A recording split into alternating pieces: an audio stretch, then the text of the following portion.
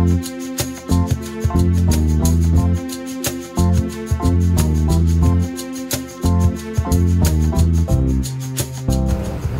guys, welcome to the Mr. Maple Show.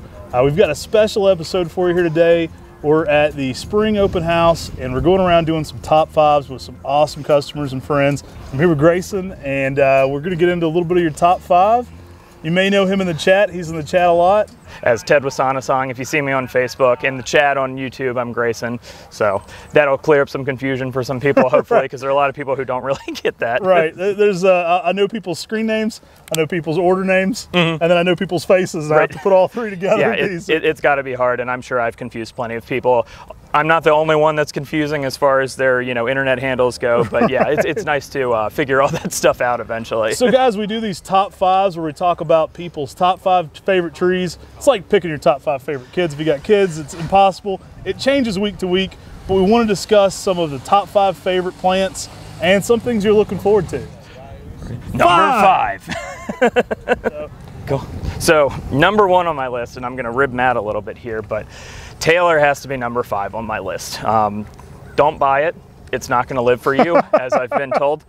It is the prettiest though, and I think there's something really interesting I've never brought up to you before. There's so much poetry involved with Japanese maples and the history and stuff like that, and I think there's just something really poetic about the fact that the prettiest maple in my book, you can't keep it alive. So the whole fight to try to have it around, I think, is really fitting. So I really like that aspect of that. Taylor is a gorgeous tree. It's kind of like a sport off a butterfly that was found in Holland. Good friends of mine. I've actually, I know who Taylor is. I've seen the girl that's named after. Very beautiful family, really nice people. I always let people know it can be a little finickier. I always try to give a little bit of a disclaimer with some of those ones that can be a little pickier. But it is gorgeous. I get it. It is the prettiest, and that's why it has to be on the list. It's lowest on the list for that reason, but you look at it and it's just, it's to die for. It's to die for. Nice, nice. Number 4.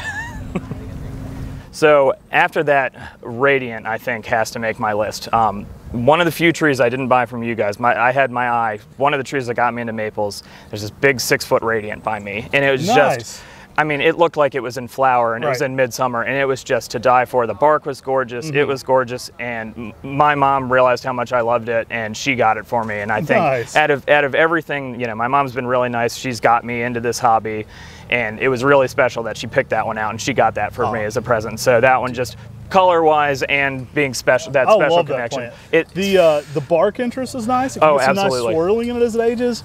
The fall color's underrated. You get some really dark reds with some of those other shades in there, pinks.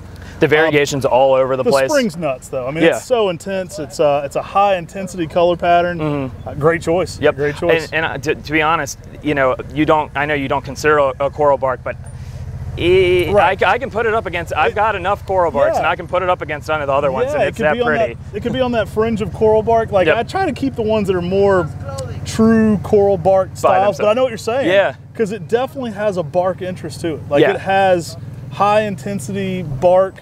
The bark can also be like red to pink. Yeah. And then that, we call it's like chimeral growth within the bark, but it's almost like a swirling variegation. Tim calls it candy cane. Yep, like the Reed Nonishki styles. Funky, lightly pruning that one can increase that too. Yep, I gave it a good prune this year off of your advice, so I can't wait till that one leaves out. Should be going when I get home, so we'll see. So that's number 4. Number 3.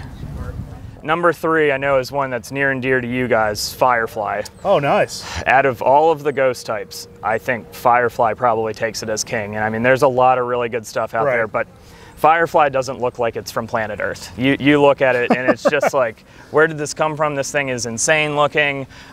It was one of the first, it was in my first order from you guys. And that was, as far as the trees you guys had for sale, that one sold me on your company. It changes every week too. It's crazy. It's wild. I've told the story on that one a few times.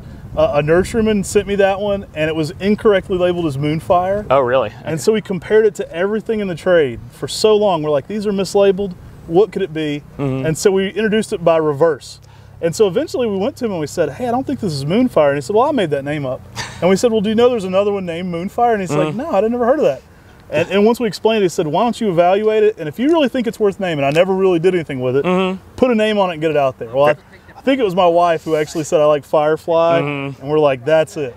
And for my money, it's probably my favorite of the reticulated. It's like, of all the reticulated ghost styles, it's hard to beat. It's hard to beat. Yeah, it's so out there. Strawberry Spring is probably the only one I might throw in there as far as what I've just stared at for hours in my garden. But I think Firefly edges it out by just a tiny bit. Man, you got good taste. I'm liking this list. Yeah, it's a good one. It gets better.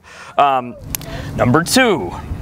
So number 2, my favorite Makawa type. There's a lot of rare ones. There's a lot of ones that people go insane over.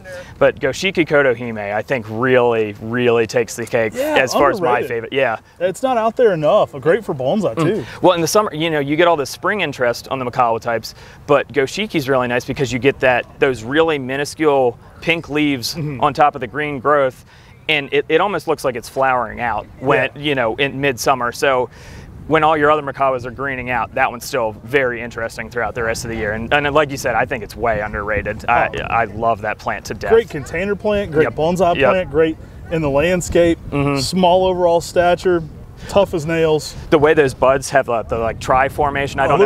Looks like a cactus almost leafing out sometimes. It's so crazy. And then one of the two of mine, the end of it looks like Miss Piggy, where everything's just going insane on it. And that's cool. It's a really cool plant. And the big number 1.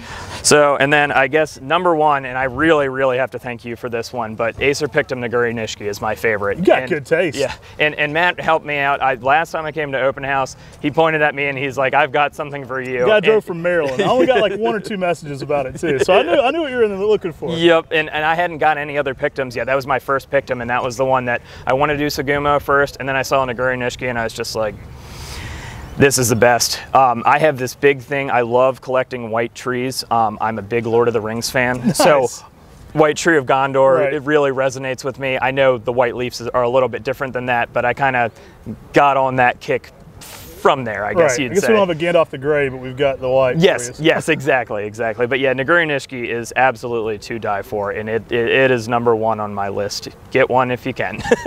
The one tree to rule them all. The one tree to rule them all. I love it. But awesome, I think that does it for me.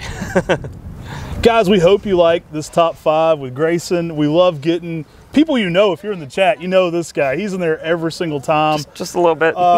We love doing this, and we love interacting with you guys. Hope you enjoy this top 5. You can always sign up to get notified when any of those are back in stock. So a lot of those will be in stock again on MrMaple, and you can always go there, add your email if you don't see it in stock now, and we'll email you as soon as it's back in stock. But definitely be signed up for our 10 at 10s. We add new plants every single Tuesday. And we hope you like this kind of content. I mean, I know you stick around for a lot of it. We've got some real loyal people there in the chat. And I hope you enjoyed, seeing some people in person here. No, it was great. And, big thanks to you guys and your whole team. The experience of coming to your open houses, I can't say enough good things about it. Every employee is smiling, happy, helpful. It is just an amazing experience. If you can make it, please come down at some point. Hey, take care, God bless, and have a great day.